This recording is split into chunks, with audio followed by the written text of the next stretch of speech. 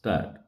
The second point which I would like to make is that even in respect of this tax, the previous instances, the precedents show that we have always changed the income tax provisions without any concurrence of the states or without any complaint from the states, and this is not something which has been done for the first time in this bill.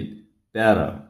Some members have complained that the arrears are mounting. Even here, I would like to show that in 1971, the tax arrears amounted to 87%, whereas in 1980 it has come down to 37% even this year. At the time of the closing of accounts, it has been further reduced to 34%. So every effort is being made for reducing the tax arrears. One of the things which stand in the way of collecting all the dues is the number of stay orders issued, and as much as rupees 200 crores are being stayed by the various stay orders issued by the different authorities, and it is very difficult to collect all the amounts due. Para. Then, sir, some point was made by my friends that the concessions for oil exploration which have been given seem to be on the liberal side. I want to explain to them that in all the contracts with the companies going in for exploration, the ONGC undertakes to pay the tax part of it as part of remuneration.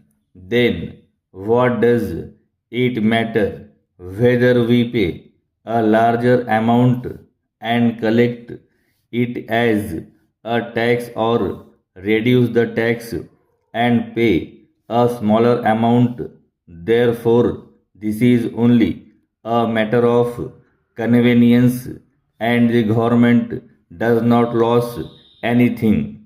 In fact, the government is not showing any concession in this. Then, sir, the next point that has been raised is that we should have a tax on expenditure. Sir, this is an idea which has already been examined in the past. Para. Sir, tax rates have not been allowed down.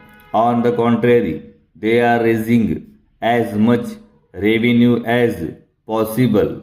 If you look at the number of tax rates that have been carried out, it has been on the increase in the last 2 years.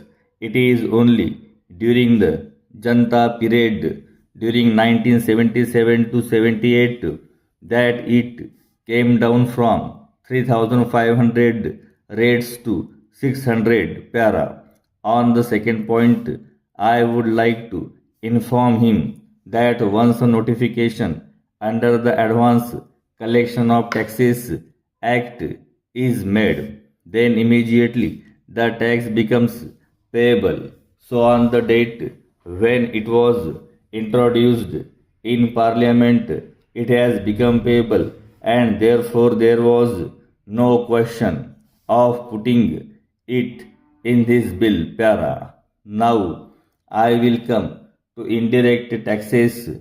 So far as import duty on newsprint is concerned, sir, this is a matter in which there has been more emotion than reason. Almost every commodity bears import duty here.